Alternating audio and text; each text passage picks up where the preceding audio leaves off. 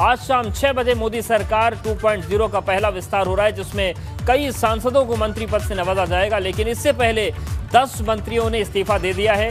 वहीं यूपी से 7 और उत्तराखंड से 1 सांसद का मंत्री बनना तय है। इसके अलावा बात करेंगे यूपी से 7 और उत्तराखंड के 1 मंत्री जो बनने वाले हैं, उनकी ब्लॉक प्रमुख चुनाव की सरगर्मियां भी तेज हो गई हैं और उसको भी लेकर प्रशासनिक तैयारियां दुरुस्त कर ली गई हैं। तो ये 4 बड़ी खबरें हैं। इसके अलावा कुछ और अहम खबरें हैं जिन पर विस्तार से आपको जानकारी देंगे। तो आज मोदी सरकार के दूसरे दौर का ये पहला मंत्रिमंडल विस्तार है।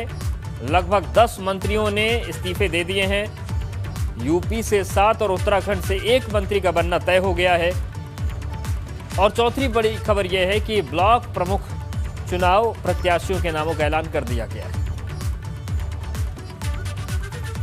और मोदी मंत्रिमंडल विस्तार को लेकर सबसे बड़ा अपडेट यह आ रहा है कि उत्तर प्रदेश से 7 और उत्तराखंड से 1 मंत्री बनना तय है। उत्तराखंड से अजय भट्ट का नाम सबसे आगे है। उत्तर प्रदेश के सांसद पीएम आवास पर बैठक में मौजूद रहे। अजय मिश्रा, अनुप्रिया पटेल, कौशल किशोर, पंकज चौधरी, बीएल वर्मा, एसपी सिंह बघेल, भानु प्रताप सिंह वर्मा बैठक में मौजूद थे। तो ये इस वक्त का मंत्रिमंडल को लेकर सबसे बड़ा अपडेट है। और अपडेट ये कि 8 चेहरे तो कम से कम तय हो गए हैं। उत्तर प्रदेश से 7 सांसद मंत्री बनेंगे। वहीं उत्तराखंड से 1 सांसद अजय भट्ट का नाम तय हो गया है। और उत्तर प्रदेश के सांसद पीएम आवास में जो बैठक हुई उसमें ये मौजूद रहे। और जो 7 चेहरे थे वो हैं अजय मिश्रा, अनुप्रिया पटेल, कौशल किशोर, पंकज चौधरी, बीएल वर्मा, एसपी सिंह बघेल, भानु प्रताप सिंह वर्मा बैठक में मौजूद रहे। वहीं उत्तराखंड में नैनीताल से सांसद अजय भट्ट भी इस बैठक में मौजूद रहे। तो अनुप्रिया पटेल पूर्व केंद्रीय मंत्री पहले भी रही हैं, मिर्जापुर से लोकसभा सांसद हैं, मोदी सरकार 1 में स्वास्थ्य और परिवार कल्याण राज्य मंत्री उन्होंने संभाला था। और देखिए भानु प्रताप सिंह वर्मा भी मौजूद थे, जालौन से भाजपा के सांसद हैं। 5 बार लोकसभा का चुनाव उन्होंने जीता है। तो सांसद रहते हुए 25 साल हो गए। 1991 में पहली बार विधायक बने थे और 1996 में पहली बार वो सांसद बने। एक बड़ा राजनीतिक जीवन उनका है। और जालौन से भाजपा के सांसद हैं भानु प्रताप सिंह वर्मा। 5 बार लोकसभा चुनाव जीत चुके हैं, 1 बार विधायक भी रह चुके हैं। तो 1991 से लगातार चुनाव जीतने का सिलसिला उनका चला रहा है और जनता के बीच में एक बड़ा राजनीतिक जीवन उनका है। कौशल किशोर की बात करते हैं। कौशल किशोर मोहनलालगंज से भाजपा के सांसद हैं। 2002 से 2007 तक यूपी विधानसभा के सदस्य रहे, यानी कि विधायक रहे। 2003 से 2004 तक उत्तर प्रदेश सरकार में राज्य मंत्री भी रहे। अनुसूचित जाति मोर्चा के प्रदेश अध्यक्ष भी बनाए गए। और मोहनलालगंज से सांसद हैं कौशल किशोर। 2002 से 2007 तक विधायक रहे। बात करते हैं एसपी सिंह बघेल की। आगरा से भाजपा के सांसद हैं।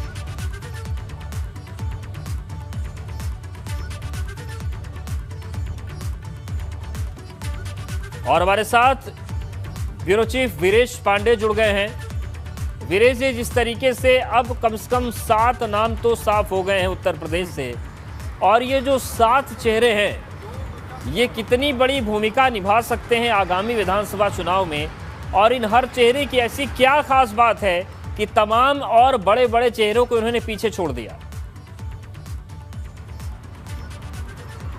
देखिए अवधेश, आपने बहुत सही सवाल किया। एबीपी गंगा के दर्शक ये जानना चाहते होंगे कि ये मंत्री बन रहे हैं मोदी मंत्रिमंडल में, केंद्र की जिम्मेदारी दी जा रही है। तो केंद्र की जिम्मेदारी ऐसे लोगों को दिया जाएगा जो काबिल हों, देश की सेवा कर सकें। लेकिन आपने सवाल किया कि 2022 के चुनाव में इनकी क्या भूमिका होगी। बहुत सही सवाल था, दर्शक भी जानना चाहते हैं और मैं बताना भी चाहता हूं।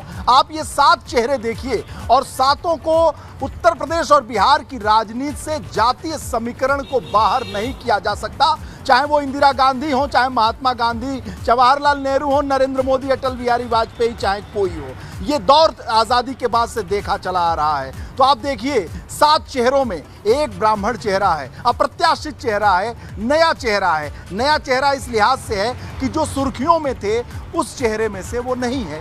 लेकिन बाकी 6, अनुप्रिया पटेल कुर्मी बिरादरी से, एसपी सिंह बघेल गड़ेर बिरादरी के जो है, गडेरिया बिरादरी के, बघेल बिरादरी के, वो अपने जो जातीय समीकरण है उसके सबसे बड़े नेता हैं। यही वजह है कि 2015 में जब वो भारतीय जनता पार्टी में शामिल हुए थे 2014 में, तो 2015 में उन्हें भारतीय जनता पार्टी के पिछड़ा वर्ग का राष्ट्रीय अध्यक्ष मोर्चे का बनाया गया था। वो योगी मंत्रिमंडल में कैबिनेट मंत्री भी रहे, मुलायम सिंह यादव के ज़माने में वो सांसद भी रहे, फिर राज्यसभा भेजा, बसपा ने भेजा, तो उनकी जाति समीकरण को देख लीजिए।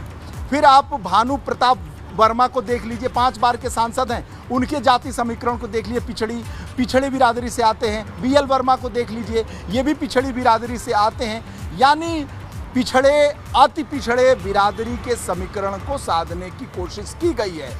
उत्तर प्रदेश में योगी आदित्यनाथ हैं, उसके बाद से केंद्र में मंत्री बनाया गया एक ब्राह्मण को, उसके बाद से जो 6 है वो पिछड़े और अति पिछड़े जो वोटर्स हैं, खासकर भारतीय जनता पार्टी के कोर वोटर्स हैं, उनको बनाया गया है। 2022 के चुनाव के मद्देनजर मोदी मंत्रिमंडल में इन लोगों को रखा गया है। और रही बात चेहरों के प्रभाव का, चेहरों का प्रभाव ये है, पहली बात तो ये स्पष्ट हो गई कि कोर वोटर्स का जो समुदाय है उनको साधा गया है। लेकिन एक अपडेट आ रहा है, यूपी से केंद्रीय मंत्री बनने वालों को डिप्टी सीएम ने बधाई दी है। केशव प्रसाद मौर्य ने नए केंद्रीय मंत्रियों को शुभकामनाएं दी हैं जो बनने वाले हैं। आज शाम 6 बजे मोदी कैबिनेट का विस्तार होगा और यूपी से जिन लोगों को कैबिनेट में जगह मिलने जा रही है, उत्तराखंड में अजय भट्ट को जो जगह मिलने जा रही है, केशव प्रसाद मौर्य ने इन लोगों को बधाई दी है। क्या कुछ कहा है, सुनिए। देखिए, जो अभी हमारे मंत्रिपरिषद के अंदर उत्तर प्रदेश से या देश से केंद्रीय मंत्रिपरिषद का हिस्सा बनने वाले हैं, माननीय नरेंद्र मोदी जी जैसे विश्व के सबसे लोकप्रिय और शक्तिशाली और अनुभवी नेता के मार्गदर्शन में सरकार का हिस्सा बनने वाले हैं, उन सबको मेरी अग्रिम शुभकामना है। कौन बनने वाले ये मैं नहीं जानता, कौन बनेंगे वो शाम को आपको पता चलेगा। लेकिन हमारी शुभकामनाएं पूरे उत्तर प्रदेश के 24 करोड़ जनता की ओर से, अपने प्रदेश के जो शामिल होंगे उस मंत्रिपरिषद में। तो डिप्टी सीएम केशव प्रसाद मौर्य बधाई दे रहे हैं। हालांकि वो ये ज़रूर कह रहे हैं कि कौन बनेंगे वो 6 बजे देखा जाएगा, लेकिन जो भी बन रहे हैं उन सभी को शुभकामनाएं। वीरेश जी आपके पास आ रहे हैं, आप चेहरों की बात कर रहे थे और देखिए किन लोगों ने इस्तीफा दिया है वो एक बार बता देते हैं, फिर वीरेश पांडे के पास चलेंगे। संजय धोत्रे हैं, केंद्रीय राज्य मंत्री पद से इस्तीफा दिया है। सदानंद गौड़ा कैबिनेट मंत्री पद से इनका भी इस्तीफा हो गया है।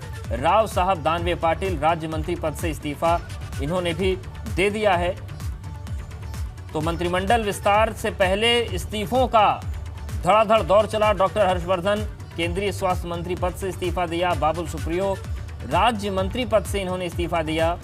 प्रताप सारंगी जितना चौंकाते हुए आए थे उतना ही चौंकाते हुए जा भी रहे हैं, राज्य मंत्री पद से इस्तीफा। रतन लाल कटारिया राज्य मंत्री पद से इस्तीफा इनका भी हो गया है। और रमेश पोखरियाल निशंक शिक्षा मंत्री पद से इन्होंने इस्तीफा दे दिया है। थावर चंद गहलोत सामाजिक न्याय अधिकारिता मंत्री, कल इन्होंने इस्तीफा दिया था, इनको राज्यपाल बना दिया गया है कर्नाटक का। और संतोष गंगवार श्रम और रोजगार मंत्री इस्तीफा हो गया है। देवोश्री चौधरी राज्य मंत्री पद से इनका भी इस्तीफा हो गया है। और सीधे रुख करते हैं ब्यूरो चीफ वीरेश पांडे का। वीरेश जी, एक तरफ इस्तीफे हैं, एक तरफ नए लोगों को मौका है। आप चेहरे की बात कर रहे थे, जिन चेहरों को बधाई दे रहे हैं केशव प्रसाद मौर्य। देखिए अवधेश, मैं चेहरों की बात कर रहा हूं, समीकरण की बात कर रहा हूं, 2022 के चुनाव की बात कर रहा हूं। एक दलित कौशल किशोर को बनाया गया है, एक ब्राह्मण अजय मिश्रा को बनाया जा रहा है और साथ ही साथ 5 पिछड़े और अति पिछड़े हैं। यानी 2022 के चुनावी समीकरण को साधने का ख्याल सबसे ज्यादा अगर किसी ने किया तो जेपी नड्डा, अमित शाह और नरेंद्र मोदी की तिकड़ी ने कर दिया। यानी जो केंद्रीय मंत्रिमंडल का विस्तार है, ये संदेश दिया जा रहा है उत्तर प्रदेश के लिए कि सबको हिस्सेदारी दी जाएगी, जिसकी जितनी भागीदारी है उतनी ही हिस्सेदारी दी जाएगी। आप जितना बड़ा प्रदेश है, जितनी बड़ी जनसंख्या है। रही बात चेहरों की, तो अजय मिश्र टोनी की जगह पर बहुत सारे चेहरे थे। शिव प्रताप शुक्ला थे, रमापति राम त्रिपाठी थे, रीता बहुगुणा जोशी थी, साथ ही हरीश द्विवेदी थे, लक्ष्मीकांत वाजपेयी थे। इन सबको किनारे करते हुए अजय मिश्र टोनी जो लो प्रोफाइल सांसद हैं उन्हें बना दिया गया। एसपी बघेल एक बड़ी उनकी राजनीतिक विरासत है। वो मुलायम सिंह यादव के पीएसओ हुआ करते थे, उनकी सिक्योरिटी में हुआ करते थे। बाद में मुलायम सिंह यादव ने उन्हें कहा कि आप राजनीति करो।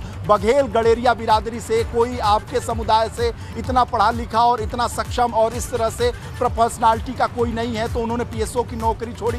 फिर असिस्टेंट प्रोफेसर उन्हें बनाया गया, मुलायम सिंह यादव ने बनाया। फिर वो समाजवादी पार्टी से सांसद रहे, कई बार 3 बार सांसद रहे। फिर बसपा में आए, बसपा में वो राज्यसभा के सांसद रहे। फिर भारतीय जनता पार्टी में आए, भारतीय जनता पार्टी में आने के साथ उन्हें राष्ट्रीय मोर्चा जो ओबीसी का है उसका अध्यक्ष बनाया गया। तो एसपी सिंह बघेल बड़ी प्रोफाइल है। फिर उन्हें विधानसभा चुनाव लड़ाया गया, योगी मंत्रिमंडल में कैबिनेट मंत्री बनाया गया, फिर इस्तीफा दिए, फिर सांसद बने। फिर आप देख रहे हैं कि आज मोदी मंत्रिमंडल के सदस्य बनने जा रहे हैं। अनुप्रिया पटेल जो अपना दल की राष्ट्रीय अध्यक्ष हैं, अनुप्रिया पटेल, वो पिछली सरकार में मंत्री थी, लेकिन इस बार उन्हें कैबिनेट का दर्जा दिया जा रहा है। जिस तरीके से पंचायत चुनाव में जो कुर्मी वोटर्स हैं वो भारतीय जनता पार्टी के गठबंधन से दूर भागे हैं, उनको अपने तरफ खींचने के लिए अमित शाह के साथ जो वार्ता हुई अनुप्रिया पटेल के, उसके बाद ये तय किया गया कि अनुप्रिया पटेल को भी हम कैबिनेट में शामिल करेंगे। ये बहुत पुरानी उनकी मांग थी। उनके पति आशीष पटेल को योगी मंत्रिमंडल में शामिल करने की मांग भी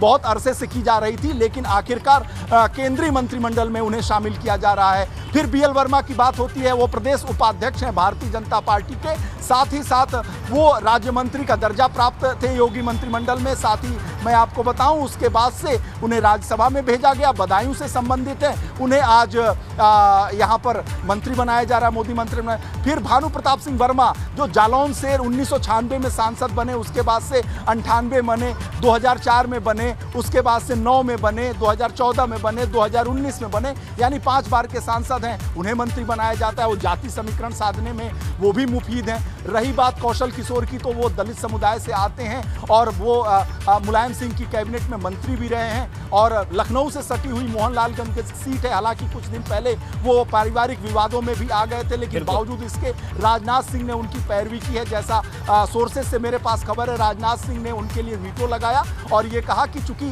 जो समीकरण है राजनाथ सिंह का लखनऊ में, तो लखनऊ और मोहनलालगंज की सीट सटी हुई सीट है और आपस में दोनों एक तरह से, हम सरोजनी नगर विधानसभा की बात कर रहे हैं, लखनऊ एयरपोर्ट की बात कर लें, वो मोहनलालगंज संसदीय सीट में आती है। तो जो सोर्सेज से खबर है, राजनाथ सिंह ने वीटो लगाया और मोहनलालगंज के सांसद कौशल किशोर का नाम अप्रत्याशित तरीके से आया। जब एबीपी गंगा ने उन्हें अपने कैमरे में कैद किया, जो वो यहाँ से निकलकर बहुत चुपचाप लो प्रोफाइल तरीके से गुजर रहे थे, तो एबीपी गंगा के कैमरे से वो बच नहीं पाए। अंततः हमने जब उनसे पूछा कि जो आपने चाय पी है वो मीठा था कि कैसा था, तो उन्होंने कहा बहुत मीठी चाय है और उन्होंने संभावना व्यक्त की कि मैं शामिल होऊंगा। इसी तरह से बाकी नाम जो है वो भी इसी तरह, पंकज चौधरी कई बार के सांसद हैं, पिछड़ी समुदाय से आते हैं, उद्योगपति भी हैं पंकज चौधरी। पूर्वांचल में राजनीतिक रूप से हम देखें तो सबसे बड़े औद्योगिक घराने से पंकज चौधरी आते हैं, महाराजगंज से सांसद है, कई बार के सांसद हैं पंकज चौधरी, पिछड़ी बिरादरी से आते हैं। तो कुल मिला के 5 पिछड़े, अति पिछड़े बिरादरी से, एक दलित समुदाय से, एक ब्राह्मणी समुदाय से, जो 7 लोगों को मंत्री बनाया जा रहा है मोदी मंत्रिमंडल में, उसे 2022 के चुनाव के मद्देनजर जरूर देखा जाना चाहिए। अवधेश, जो आपका सवाल था वो बड़ा वाजिब था, क्योंकि इस मंत्रिमंडल, जब मैं प्रधानमंत्री आवास के सामने खड़ा हूं, यहाँ जो चाय पार्टी हुई थी, उस पार्टी में इन्हीं लोगों को बुलाया गया है। तो ये लोग काफ़ी 6 बजे शपथ ग्रहण है, तो सभी लोग यहाँ से निकलकर अपने घर जा चुके हैं। उनसे कई लोगों से हम लोगों की बात हो चुकी है, सब लोगों ने कंफर्म कर दिया कि हम लोगों को चाय पे बुलाया गया था और कहा गया है कि 6 बजे आपको शपथ ग्रहण करना है। तो ये सब जाति समीकरण को साधने की कोशिश की गई है। अगर राष्ट्रीय स्तर पे आप देखेंगे और मोदी मंत्रिमंडल में लोगों की छटनी को देखेंगे तो 2014 से 2019 के बीच में मोदी मंत्रिमंडल में किसी भी रिसफल में इतनी बिल्कुल वीरेश जी, और हमारे साथ आप बने रहिए। अब एक बड़ा अपडेट आ रहा है, मंत्रिमंडल विस्तार में कुछ 43 मंत्री होंगे और नाम तय हो गए हैं। यूपी के महाराजगंज से सांसद पंकज चौधरी का नाम तय हो गया है। तो ये इस वक्त की बड़ी खबर, अपना दल की अनुप्रिया पटेल का नाम तय हो गया है। तो अब जो नाम तय हुए हैं उनकी सूची हम आपको दिखा रहे हैं। आगरा सांसद एसपी सिंह बघेल का नाम तय हो गया है। अब कोई कयासबाजी किसी भी स्तर पर नहीं। हालांकि एबीपी गंगा ने आपको बहुत पहले बता दिया था कि ये नाम है, लेकिन अब जो औपचारिक तौर से लिस्ट है वो तय हो गई है। विस्तार में 43 मंत्री और नाम सभी तय कर लिए गए हैं। मोदी कैबिनेट में शपथ लेने वाले नेताओं के नाम तय हो गए हैं। मंत्रिमंडल विस्तार में कुल 43 मंत्री शपथ लेंगे और शाम 6 बजे मंत्रिमंडल विस्तार होना है। वीरेश लगातार हमारे साथ बने। वीरेश जी, लेकिन नाम भी तय हो गए। एबीपी गंगा ने जो नाम बताए थे, जो आपने बताए थे, वो नाम सारे मुहर लग गई है। पर जिस तरीके से मंत्रियों के इस्तीफे हुए हैं 10 लोगों के, उससे एक सवाल और भी उठ रहा है कि जिनके इस्तीफे नहीं हुए हैं उनका पोर्टफोलियो अपने पास रहेगा या उसमें भी बदलाव देखने को मिल सकता है, जब इस तरीके से परफॉर्मेंस को नापा गया है और रखा गया है। देखिए अवधेश, एबीपी गंगा ने दर्शकों को यह बताया था कि बहुत से लोग मोदी मंत्रिमंडल में शामिल होंगे और बहुत से लोगों का पत्ता कटेगा। तो 2 लोगों का, 4 लोगों का नाम आया, उसके बाद से 10-11 लोगों का नाम आ गया और मोदी मंत्रिमंडल में इस तरह का बदलाव कभी भी नहीं हुआ। यानी 2014 से 2019 के बीच में जब मोदी की सरकार थी तो रिसफल में 10-11 मंत्री कभी भी नहीं हटाए गए, लेकिन इस बार इतना बड़ा बदलाव किया गया है। रही बात सबसे बड़ा नाम अगर हम कहें इस बदलाव में तो डॉक्टर हर्षवर्धन का है, रमेश पोखरियाल निशंक का है। डॉक्टर हर्षवर्धन ने जो अक्षमता से, जो निष्क्रियता से काम किया, जो बदनामी सरकार की कराई, मोदी मंत्रिमंडल की बदनामी कराई, मोदी सरकार की बदनामी कराई, कोरोना काल में जिस तरीके से उन्होंने अक्षमता जाहिर की, जिस तरीके से निष्क्रियता जाहिर की, जिसका खामियाजा मोदी सरकार को उठाना पड़ा, वो अंतर्राष्ट्रीय जगत में, अंतर्राष्ट्रीय मीडिया में जो फजीहत भारतीय जनता पार्टी की सरकार की हुई, उसके बाद उनके ऊपर गाज गिरनी ही थी। संभावना यह व्यक्त की जा रही थी कि इनको हटाया जाएगा। रमेश पोखरियाल निशंक एचआरडी मिनिस्टर है, बड़ा मंत्रालय इनके पास है, उनको भी हटाया गया। उनके ऊपर भी संभावना व्यक्त की जा रही थी। एबीपी गंगा ने दर्शकों को बताया था कि रमेश पोखरियाल निशंक को भी हटाया जा सकता है। वो भी, उनकी भी निष्क्रियता सामने आ रही थी, अक्षमता सामने आ रही थी और जिस तरीके से कुछ वो पारिवारिक विवादों में भी वो फंसे थे कि उनके परिवार के लोग मंत्रिमंडल चला रहे हैं, परिवार के लोगों का हस्तक्षेप बढ़ा है। तो जिस तरीके से ये चीज़ें सामने आई हैं, बहुत सारे ऐसे मंत्री हैं जिन्हें हटाया। सदानंद गौड़ा की आप बात कर रहे हैं और वो एक तरीके से वहाँ के जाति समीकरण को साधने के लिए, मैं कह रहा हूँ कि लिंगायत और वोक्कालिगा 2 बहुत बड़े जाति समीकरण हैं कर्नाटका में, उनको साधने के लिए वोक्कालिगा समुदाय से सदानंद गौड़ा आते हैं और जो एचडी देवगौड़ा हैं उनको काउंटर करने के लिए सदानंद गौड़ा को रखा गया था, लेकिन वो अक्षम साबित हुए। जब वो पहली बार मंत्री बने थे 2014 वाले मंत्रिमंडल में मोदी सरकार में, तो उन्हें कानून मंत्री बनाया गया था, लेकिन उन्हें भी उस पूरे तन मन धन से मनसा वाचा करना, उसको पूरा करने का प्रयास करेंगे जितनी यथाशक्ति क्षमता है। सर, राष्ट्रपति भवन जाने के लिए आपको कितने बजे का निमंत्रण मिला है? नहीं, अभी नहीं, ऐसा कुछ नहीं है, आपके मुंह से सुन रहा हूँ। ऐसा होता है तो निश्चित तौर से मैं आभार प्रकट करूँगा प्रधानमंत्री जी का और भारतीय जनता पार्टी संगठन का, और अगर कोई भी जिम्मेदारी मिलती है तो उसका निर्वहन करेंगे। क्योंकि प्रधानमंत्री के घर पे आप थे, मैं भी वहीं था, तो जिससे आपको चर्चा हो रही थी। Thank you. आइए सर, आपको बहुत बहुत। तो एसपी सिंह बघेल नाम तय हो गया है। थोड़ी देर पहले का बयान है, जब फ़ोन नहीं आया था शायद, और वो हालांकि बोलने से भी बच रहे हैं। और वीरेश लगातार हमारे साथ बने हैं। वीरेश जी, जिस तरीके से आपने बताया कि पीएसओ से लेकर मंत्री तक का सफ़र बड़ा दिलचस्प सफल रहा है बघेल साहब का, लेकिन बोलने से अभी भी बच रहे हैं और कह रहे हैं कि अगर ऐसा हुआ तो धन्यवाद देंगे प्रधानमंत्री जी का।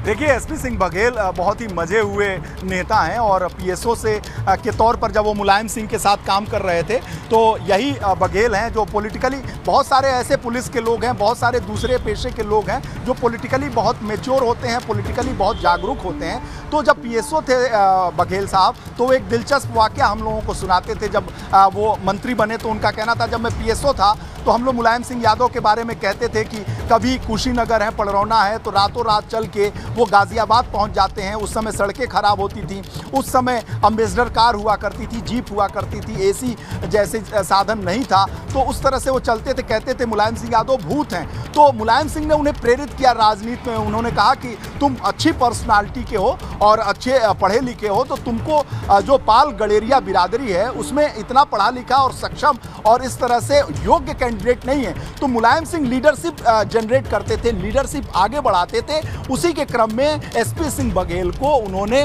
कहा कि राजनीति करो। तो राजनीति करने के लिए उन्होंने कहा कि जीविका चलानी है, तो वहाँ के कॉलेजेस में उन्हें पढ़े लिखे थे तो असिस्टेंट प्रोफेसर की नौकरी मुलायम सिंह यादव ने दिलवाई और उसके बाद से वो लोकसभा का चुनाव 3 बार समाजवादी पार्टी से क्या आज के दौर में लीडरशिप जनरेट करने वाली सोच बची है या फिर सभी अपना अपना हित देख रहे हैं? यूपी के मोहनलालगंज से सांसद कौशल किशोर वर्मा भी इस बार कैबिनेट विस्तार में मंत्री बनने जा रहे हैं। मंत्री बनने से पहले बीपी गंगा से बातचीत में कौशल किशोर ने क्या कहा, सुनते हैं। आज मोदी सरकार के दूसरे कार्यकाल का कैबिनेट विस्तार है और उत्तर प्रदेश के मोहनलालगंज से सांसद कौशल किशोर को बड़ी जिम्मेदारी मिल रही है। इनको राज्य मंत्री बनाया जा रहा है। हमारे साथ बातचीत के लिए मौजूद हैं। सर, क्या कुछ प्रधानमंत्री के साथ बैठक में रहा, क्या कुछ प्रधानमंत्री ने कहा बैठक में? प्रधानमंत्री जी के साथ चाय के साथ बैठक थी और बाकी जो उनके कैबिनेट सेक्रेटरी हैं प्रधानमंत्री जी के, उन्होंने सबको इनविटेशन दिया है। 6 बजे राष्ट्रपति भवन पहुंचना है और कोई अलग से कोई निर्देश नहीं दिया गया। तो आपको क्या कहा गया है राज्य मंत्री बनाने के लिए या कैबिनेट मंत्री बनाने के लिए, क्या कहा गया है? राज्य मंत्री आपको बनाया जाएगा। क्योंकि पूरे कोरोना काल में अगर हम देखें तो आप लखनऊ की बगल वाली सीट मोहनलालगंज से सांसद रहे हैं, काफ़ी मुखर भी रहे हैं सरकार के खिलाफ हो चाहे तमाम तरीके से हो, तो आपके काम करने को ये नतीजा मिला है? बात उसकी नहीं है। बात यह है कि जो प्रधानमंत्री जी के निर्देश थे, कोरोना वॉरियर्स जो थे उन लोगों को स्वागत करना, सोशल डिस्टेंस बनाना, कोरोना से कैसे लड़ा जाए उनसे जागरूक करना लोगों को, और जो लोग बेचारे गरीब थे उन लोगों को भोजन पानी राशन उपलब्ध कराना, डॉक्टर्स, पुलिसकर्मी, सफाई कर्मी, बिजली कर्मी, ये सब लोग कोरोना योद्धा के रूप में काम कर रहे थे। तो उसी पे हम लोग भी काम कर रहे थे, प्रधानमंत्री जी के निर्देशों का पालन कर रहे थे और जैसा प्रधानमंत्री जी ने सोचा समझा उस हिसाब से अपना निर्णय लेने का काम किया। एक जिम्मेदारी देने का काम प्रधानमंत्री जी कर रहे हैं, मैं उनका आभार व्यक्त करता हूँ। एक आखिरी सवाल है, अब आगे किस तरीके से आप कामों का निर्वहन करेंगे, किस तरीके से इस जिम्मेदारी को देखते हैं और आगे उत्तर प्रदेश के विकास में किस तरीके से अपना योगदान देंगे?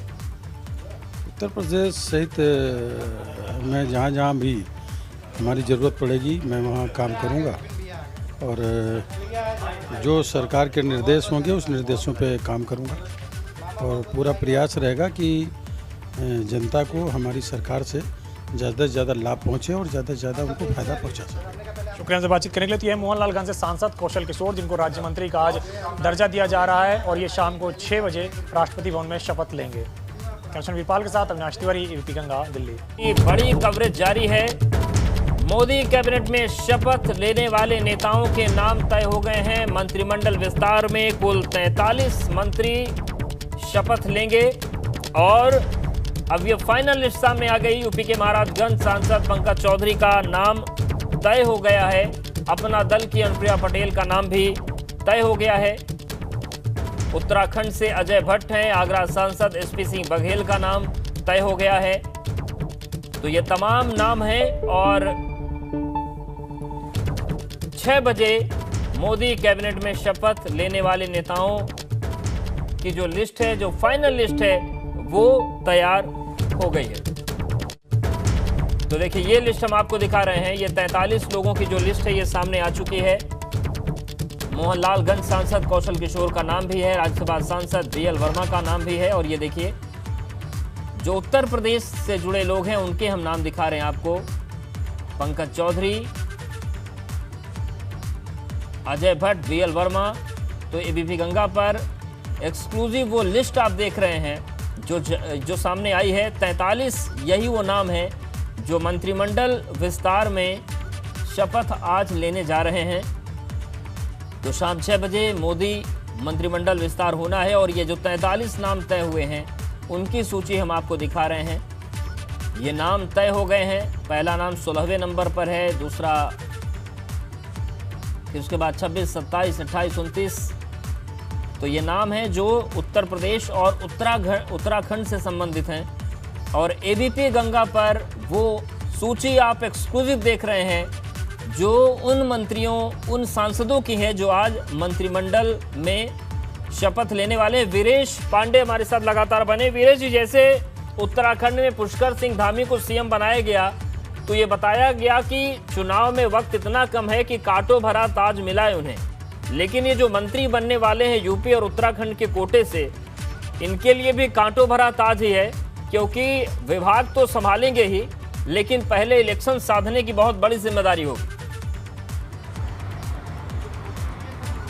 देखिए, निश्चित रूप से इन्हें अगर मंत्री बनाया जा रहा है तो इस अपेक्षा के साथ मंत्री बनाया जा रहा है कि इनकी जो भूमिका होगी 2022 के चुनाव में वो राजनीतिक रूप से, सामाजिक समीकरणों के लिहाज से, क्षेत्रीय समीकरणों के लिहाज से वो बेहद कमज़ोर इलाके जहां भारतीय जनता पार्टी के हो सकते हैं वहां वो एड ऑन करेंगे, अपना इनपुट्स डालेंगे, सुझाव देंगे, पार्टी को फ़ायदा पहुंचाएंगे, साथ ही साथ मोदी मंत्रिमंडल में बेहतर काम करेंगे। उसके अलावा जो लाव लश्कर मिलेगा, जो औरा होता है केंद्रीय मंत्री बनने का, उसका फ़ायदा भारतीय जनता पार्टी को मिलेगी, क्योंकि एक सांसद के जिम्मे 5 विधानसभा होती है, लगभग 5 विधायक होते हैं एक संसदीय क्षेत्र में। तो इस लिहाज से देखें तो 7 अगर मंत्री बनाए जा रहे हैं, एक राज्यसभा का भी एमपी है, तो भी उसका कर्मभूमि लगभग 5-7 विधायकों को कंट्रोल करता है। तो ऐसे में 35 विधायक तो ऐसे हो गए जहां इनका प्रभाव डायरेक्ट होगा इन सांसदों का जो और मंत्रियों का, और अपने अपने इलाकों के जो भूमिका है वो बेहतर तरीके से अगर कर दें तो भारतीय जनता पार्टी को फ़ायदा मिलेगा। यही वजह है कि सामाजिक क्षेत्रीय समीकरणों को साधते हुए मोदी मंत्रिमंडल में उत्तर प्रदेश से जो मंत्री बनाए जा रहे हैं वो उनकी भूमिका काफ़ी मजबूत है अपने अपने इलाकों में। अगर हम पंकज चौधरी की बात कर लें तो 1991 में पंकज चौधरी सांसद बने थे पहली बार, उस 10वीं लोकसभा में, फिर 11वीं लोकसभा में बने, और ये 6वीं बार के सांसद हैं महाराजगंज से। और वो औद्योगिक घराने से आते हैं, उद्योगपति हैं पूर्वांचल के, और अच्छी खासा उनका एक रसूख है पंकज चौधरी का। आप सोचिए 1991 में राम मंदिर आंदोलन के ज़माने से वो सांसद हैं, तो 6ठी बार के सांसद हैं। ऐसे भी जो अगर वो जालौन के सांसद भानु प्रताप सिंह वर्मा की बात कर रहे हैं, वो भी 5 बार के सांसद हैं। एसपी सिंह बघेल भी 3 बार समाजवादी पार्टी, 1 बार राज्यसभा, 4, 1 बार योगी कैबिनेट में कैबिनेट मंत्री, फिर उसके बाद से फिर आगरा के लोकसभा के सांसद। तो उनकी राजनीतिक पृष्ठभूमि को देख लीजिए। अनुप्रिया पटेल, सोनेलाल पटेल की विरासत को संभाल रही हैं, गठबंधन की मजबूत नेता हैं, उनको आप देख लीजिए। एक अप्रत्याशित नाम ज़रूर हो सकता है अजय मिश्रा टोनी का, लेकिन वो भी अप्रत्याशित इस लिहाज से नहीं है कि वो 2 बार के सांसद लखीमपुर खीरी से रहे, उसके बाद से विधायक रहे कई बार। तो नाम कोई भी हल्का नहीं है। जाति समीकरण से और क्षेत्रीय समीकरण से कौशल किशोर जमीनी नेता माने जाते हैं। दलितों का कोई भी काम हो, दलितों से जुड़े कोई भी मसले हों, वो पार्टी लाइन से आगे जाकर काम करते हैं, इसलिए बहुत ज़्यादा उनकी भूमिका है। और बार बार ये जो कोरोना काल में जो सफाई कर्मचारियों ने आंदोलन किया, सफाई कर्मचारियों ने अपनी बातें रखी, तो उसमें कौशल किशोर का प्रयोग किया गया। और राजनाथ सिंह उन्हें बहुत पसंद करते हैं, राजनाथ सिंह के कोटे से उन्हें मंत्री बनाया गया है। मोहनलालगंज लखनऊ से सटा हुआ है। जो एबीपी गंगा के पास सोर्सेज से खबर है, राजनाथ सिंह ने कौशल किशोर के लिए वीटो लगाया है। और राजनाथ सिंह खुद जो ये चाय पार्टी थी वहाँ मौजूद थे, अमित शाह के साथ मौजूद थे, जेपी नड्डा के साथ मौजूद थे, नितिन गडकरी, बीएल संतोष के साथ मौजूद थे, और साथ ही साथ प्रधानमंत्री के घर पर ये चाय पार्टी चली रही थी। यानी राजनाथ सिंह, नितिन गडकरी, अमित शाह और ये जेपी नड्डा, ये सभी पार्लियामेंट्री बोर्ड के मेंबर हैं, अध्यक्ष हैं जेपी नड्डा, तो बाकी सब मेंबर हैं। तो इस लिहाज से भी पहुंचे थे। तो अगर कौशल किशोर को बनाया गया है, साथ ही आप बताएंगे कौशल किशोर की वो जो अनुसूचित मोर्चा है उत्तर प्रदेश में भारतीय जनता पार्टी के, उसके वो प्रदेश अध्यक्ष भी हैं। तो कुल मिलाकर जो समीकरण साधा गया है वो बहुत सोच विचार मंथन करने के बाद ही साधा गया। योगी आदित्यनाथ जब दिल्ली आए थे मुख्यमंत्री, तो उनसे भी प्रधानमंत्री ने विचार विमर्श किया था, उनसे भी पार्टी के राष्ट्रीय अध्यक्ष जेपी नड्डा ने, अमित शाह ने विचार विमर्श किया था कि उत्तर प्रदेश से जो मंत्रिमंडल में शामिल होंगे मोदी मंत्रिमंडल में, उनमें किसको किसको शामिल किया जाए, कौन से लोग उपयोगी होंगे, किनके नाम को शामिल नहीं किया जाए, तमाम तरह की बातें योगी आदित्यनाथ से भी हुई, सुनील बंसल से हुई, स्वतंत्र देव सिंह हुई, राधा मोहन सिंह का इनपुट्स रहा, राज्य के जो प्रभारी हैं, राष्ट्रीय उपाध्यक्ष हैं राधा मोहन सिंह, और फिर बीएल संतोष का जो दौरा हुआ, 2 बार का जो दौरा हुआ, उसमें भी एक एक लोगों से इनपुट्स लिए गए, संगठन के लोगों से उन्होंने मुलाकात की, साथ ही साथ मंत्रियों से मुलाकात की, पदाधिकारियों से मुलाकात की, संघ के लोगों से मुलाकात की। तो ये 2022 की कवायद है। और साथ ही साथ भारतीय जनता पार्टी एक ऐसी पार्टी है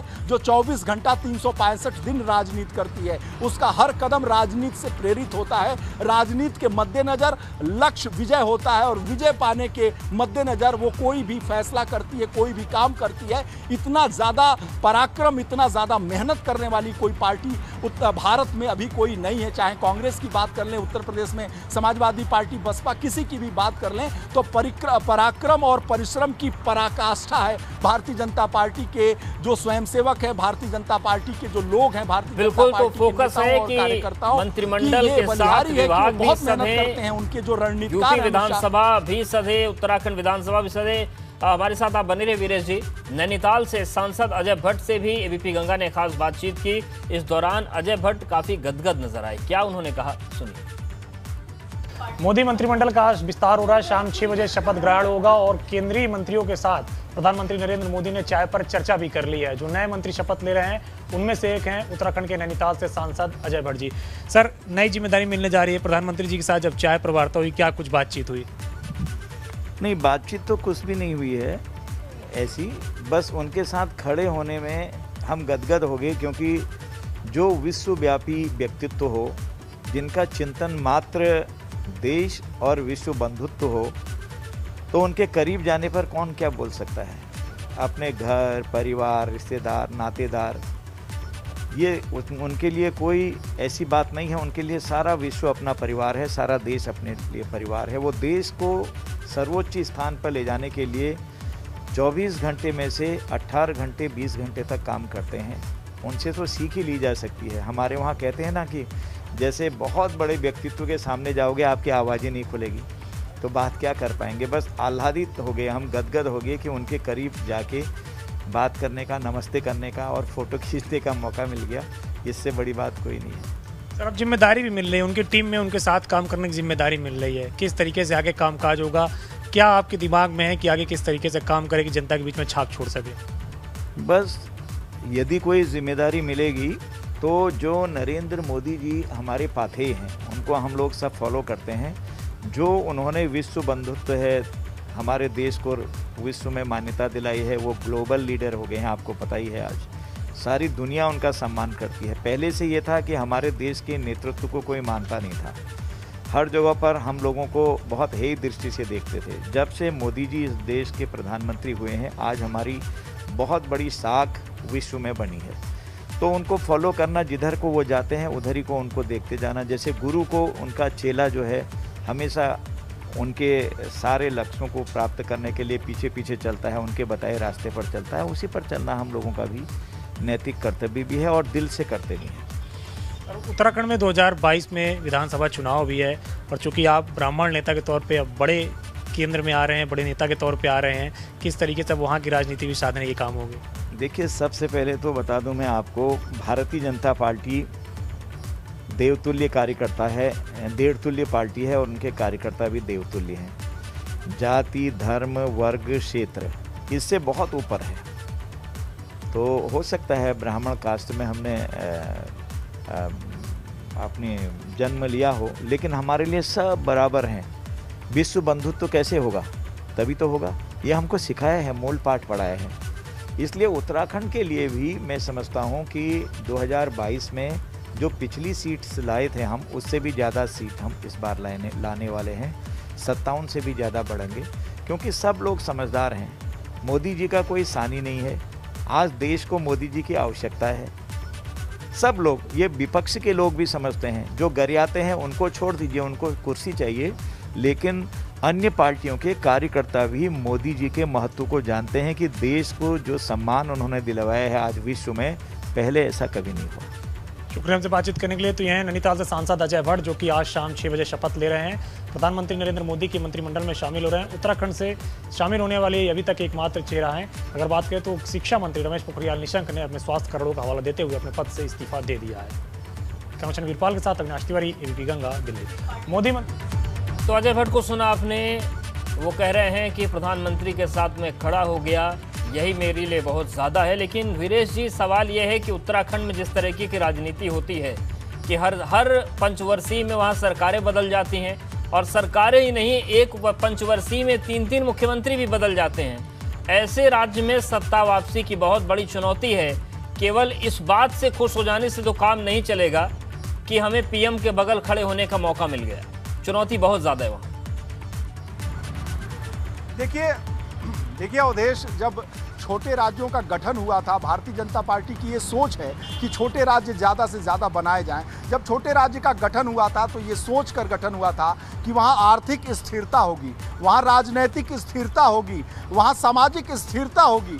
लेकिन दुर्भाग्य से, चाहे छत्तीसगढ़ हो, चाहे झारखंड हो, चाहे उत्तराखंड हो, उत्तराखंड ने तो हद ही कर दी कि यहाँ पर न राजनैतिक स्थिरता है, न सामाजिक स्थिरता है, न आर्थिक स्थिरता है। जब सरकारें बदलेंगी, मुख्यमंत्री बदलेगा, तो वहाँ अस्थिरता हर क्षेत्र में देखने को मिलेगा। तो अजय भट्ट चूंकि प्रधानमंत्री से मिलकर आए हैं, चाय पीकर आए हैं, और जो प्रधानमंत्री का व्यक्तित्व है, भारतीय जनता पार्टी में जो उनकी पर्सनालिटी है, उसके सामने अभिभूत होना लाजमी है। अब अगर अजय भट्ट को चाय पर बुलाया गया है, अगर मोदी मंत्रिमंडल में वो शामिल हो रहे हैं, जिस तरीके से चाय उसी को पिलाया गया है जो मंत्रिमंडल में शामिल हो रहा है, तो जाहिर सी बात है ये एक बड़ी उपलब्धि है। मोदी जैसा एक बड़ा व्यक्तित्व उसके मंत्रिमंडल में, उसके सहयोगी होना एक सौभाग्य की बात है। भारतीय जनता पार्टी का हर वो कार्यकर्ता मोदी मंत्रिमंडल में मोदी के साथ काम करना चाहेगा। तो जो उनकी बातें थी वो एक विराट व्यक्तित्व से अभिभूत बातें थी, लेकिन केवल इस तरह से अभिभूत होने से काम नहीं चलेगा।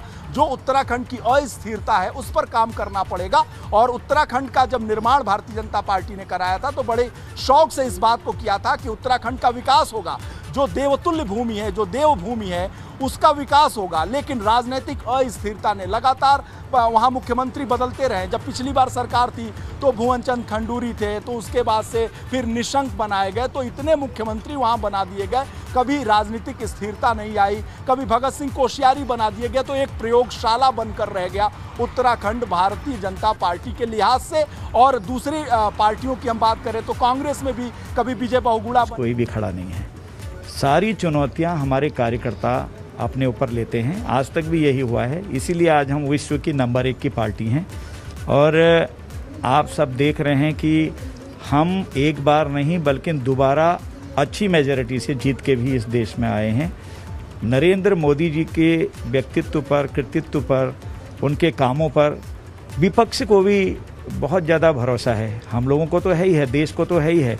इसलिए विपक्ष के लोग जो गद्दी पर बैठना चाहते हैं वो गरियाते रहते हैं, उससे कोई फ़र्क नहीं पड़ता है। लेकिन जो वास्तव में अंदर से सही लोग हैं, जो सोचते हैं सही क्या है गलत क्या है, वो अंदर ही अंदर मोदी जी को सैल्यूट करते हैं। अब आप निकल रहे हैं राष्ट्रपति भवन, आखिरी सवाल आपसे पूछ लेता हूँ चलते चलते सर, कि ये आज मोदी जी से मुलाकात हुई, कुछ बताया कि कैबिनेट दे रहे हैं कि स्वतंत्र प्रभार मिल रहा है? नहीं, वो तो पता नहीं, जो भी देते हैं उसमें कार्य करते हैं, ये तो कह नहीं सकते हैं किसको क्या मिलेगा। जब कोई लिखित आएगा हमारे पास उसके बाद ही हम लोग उसको फिर वास्तविकता समझेंगे। अभी तो कोई आमंत्रण मिला नहीं है। तो अजय भट्ट को आप सुन रहे थे, वो कह रहे हैं कि विपक्षी दल भी जो हैं वो भी मोदी जी की तारीफ करते हैं। और इन सब के बीच वो तमाम चेहरे भी हम आपको दिखा रहे हैं जो थोड़ी देर के बाद राष्ट्रपति भवन में शपथ लेते हुए आपको नजर आएंगे। और उत्तराखंड की बात हो रही थी तो अजय भट्ट ही हैं जो मौका पा रहे हैं। हालांकि बात तीरथ सिंह रावत की भी चल रही थी, बात यहां तक पहुंची थी कि त्रिवेंद्र सिंह रावत को भी मौका मिल सकता है, लेकिन ऐसा हुआ नहीं। तो उत्तराखंड से अजय भट्ट की लॉटरी लगी है और जिम्मेदारियां उन पर बहुत बड़ी हैं। वीरेश पांडे हमारे साथ लगातार बने हुए हैं। वीरेश जी, जिस तरीके से अजय भट्ट हैं वो ये कह रहे हैं कि मोदी मंत्रिमंडल में क्या उनको स्थान मिलने वाला है अभी ये तो तय नहीं है, लेकिन इतना तय है कि कुछ सत्ता लोलुपों के अलावा विपक्ष भी उनकी तारीफ करता है, लेकिन ऐसे मंत्रिमंडल में जब जगह मिले तो फिर जिम्मेदारी बहुत बढ़ जाती है, क्योंकि कुर्सी पाना शायद सरल है, कुर्सी बचाए रखना ज्यादा कठिन है। और 10 मंत्रियों के इस्तीफे बताते हैं। देखिए, जिस तरीके से इस्तीफे हुए हैं 2014-2019 के बीच में, जो भारतीय जनता पार्टी नरेंद्र मोदी की सरकार केंद्र में रही है, उसमें इतने कभी इस्तीफे नहीं हुए हैं। लेकिन नरेंद्र मोदी के पहले रिसफल में 10-11 लोग हटा दिए जाते हैं, तो जाहिर सी बात है, अजय भट्ट हो, चाहे अनुप्रिया पटेल हो, चाहे कौशल किशोर हो, चाहे अजय मिश्रा हो, चाहे पंकज चौधरी हो, चाहे जो भी नारायण राणे हो, चाहे ज्योतिरादित्य सिंधिया हो, जो भी मंत्री बन रहा है उसे इस बात का एहसास होना चाहिए कि जिस भरोसे के साथ, जिस जिम्मेदारी के साथ, जिस अपेक्षा के साथ उन्हें मंत्री बनाया गया है, अगर उसे वो पूर्ण नहीं करेंगे तो नरेंद्र मोदी कभी भी अगले रिसफल में, दूसरे रिसफल में उन्हें पदच्युत कर सकते हैं, सत्ता से हटा सकते हैं। ये उदाहरण है, जो बड़े बड़े मंत्रियों को हटाया गया है, इसमें बड़े बड़े नाम हैं। संतोष गंगवार को हटा दिया गया, सदानंद गौड़ा को हटा दिया गया, रमेश पोखरियाल निशंक को हटा दिया गया। तो ऐसे बड़े बड़े नाम हैं जो बहुत दिनों से राजनीति कर रहे हैं, जो अपनी राजनीति में भी बहुत ज़्यादा महत्व रखते हैं, बावजूद इसके एक झटके में उन्हें हटा दिया गया।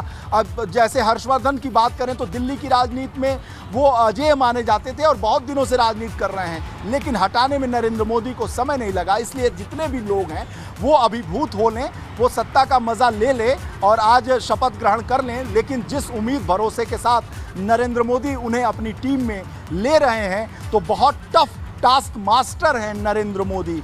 बहुत मजबूती के साथ, बहुत ही पारदर्शिता के साथ और बहुत ही एक तरीके से ट्रांसपेरेंसी के साथ वो काम चाहते हैं, और उनका बहुत ही माइन्यूट ऑब्जर्वेशन मंत्रियों पर रहता है। जब 2014 में सरकार बनी थी मोदी मंत्रिमंडल की, तो लोग कहते थे कि हमारे घर का जो काम करने वाला धोबी है, हमारे घर में जो काम करने वाला, खाना बनाने वाला जो रसोइया है, जो माली है, कहीं आईबी का तो नहीं हो, कहीं एलआईयू का तो नहीं हो, कहीं इंटेलिजेंस का तो नहीं हो। सबको इस बात का डर सताता रहता है कि नरेंद्र मोदी इस भेष में अपने गुप्तचरों को रखे हैं, तो कहीं कोई गलत काम नहीं करें, अच्छा काम करें, बेहतर काम करें। अगर कहीं कोई काम होगा तो पकड़ा जाएगा। बहुत सारे ऐसे उदाहरण मार्केट में आए, जो मीडिया में आया कि कोई मंत्री जींस और टी शर्ट पहन के एयरपोर्ट जा रहा था, उसे नरेंद्र मोदी ने कहा कि तुम कहाँ जा रहे हो, तो बोला कि मैं महाराष्ट्र जा रहा हूँ। तो तुम केंद्रीय मंत्री हो, कैबिनेट मिनिस्टर हो, और तुम जींस और टी शर्ट पहन के जा रहे हो, तो इससे क्या छवि बनेगी। तो नरेंद्र मोदी, भारत के प्रधानमंत्री, अपनी पार्टी के नेताओं और अपने मंत्रिमंडल के सदस्यों के पहनावे तक पर ध्यान देते हैं, और उनकी एजेंसीज पहनावे तक पर भी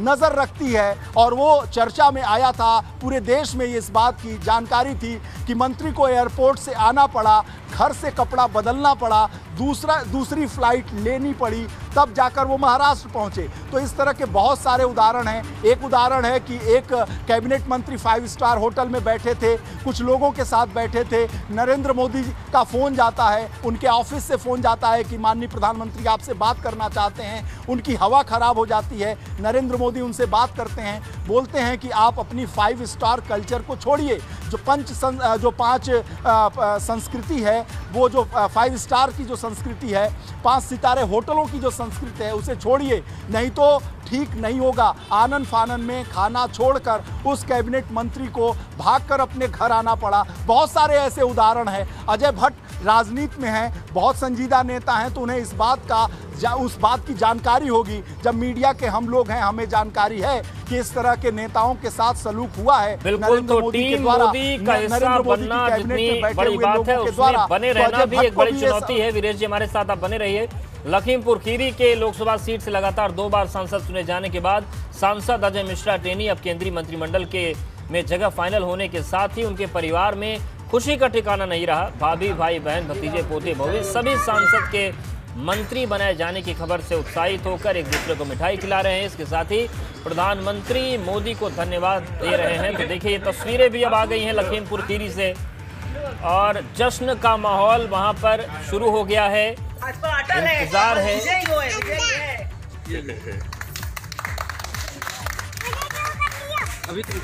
हमारे घर का और हमारे जिले का नाम रोशन किया। Thank you so much.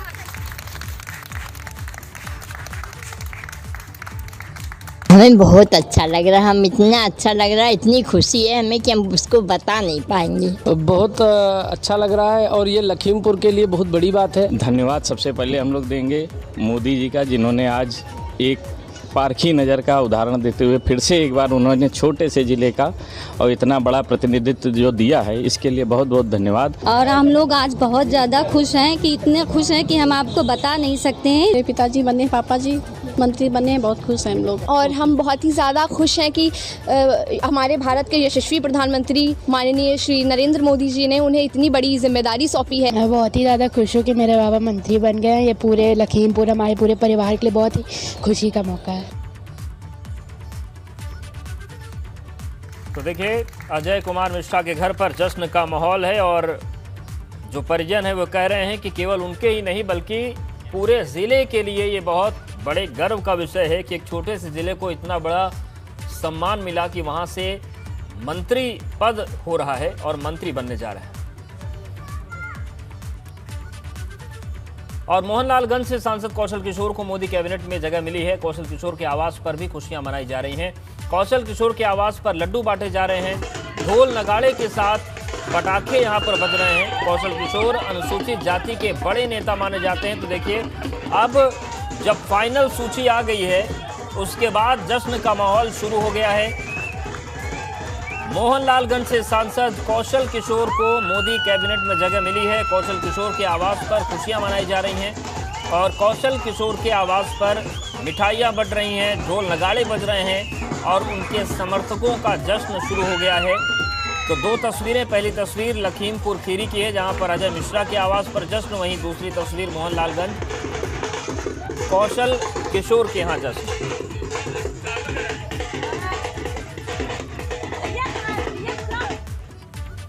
और देखिए, अब मंत्रिमंडल विस्तार को लेकर जो तैयारियां हैं वो अब दिखने लगी हैं। राष्ट्रपति भवन की तस्वीरें हम आपको दिखा रहे हैं। यहाँ पर महज 1 घंटे 10 मिनट का वक्त बाकी है और जिनके पास सूचना पहुंच गई है उनके पहुंचने का दौर भी शुरू हो गया है। तो मंत्रिमंडल विस्तार के लिए अब राष्ट्रपति भवन में भी तैयारियां पूरी हो चुकी हैं और वहां पर भी उन लोगों के पहुंचने का सिलसिला शुरू हो गया है जिनको आमंत्रण आ गया है, निमंत्रण आ गया है।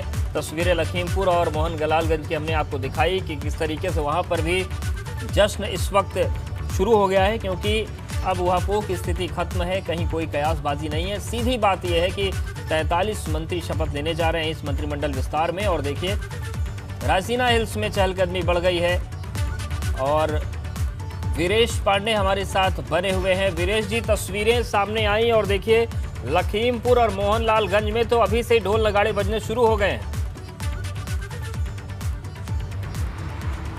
देखिए, बहुत सारे ऐसे लोग हैं जब शपथ ग्रहण उनका हो जाएगा तब वो अपना जश्न मनाएंगे, जैसे एसपी बघेल हैं, बाकी अन्य लोग हैं। बहुत सारे ऐसे उत्साही हैं, परिजनों को मना नहीं किया जा सकता। परिजन जो हैं, जो अपने क्षेत्र के लोग हैं, जो समर्थक हैं, उनमें एक उत्साह है मोहनलालगंज में, लखीमपुर खीरी में, और वो उत्साह व्यक्त कर रहे हैं। इस तरह की तस्वीरें महज कुछ देर बाद और आनी होंगी, क्योंकि पूरे देश से मंत्री बन रहे हैं और ख़ासकर उत्तर प्रदेश से 7 मंत्री बन रहे हैं, एक उत्तराखंड से बन रहा है। तो जश्न की तस्वीरें ज़रूर आएंगी, विभिन्न तरीके से उसे सेलिब्रेट किया जाएगा। तो ये जब जब मंत्रिमंडल का विस्तार होता है या मंत्रिमंडल का गठन होता है तो ऐसी तस्वीरें आती हैं। कुछ मायूस चेहरे भी होंगे जिनको फ़ोन गया था कि आप दिल्ली में रहिएगा, लेकिन उन्हें आमंत्रण नहीं गया, चाय पार्टी में वो नहीं बुलाए गए। तो कहीं मातम है, कहीं खुशी है, तो कहीं गम है।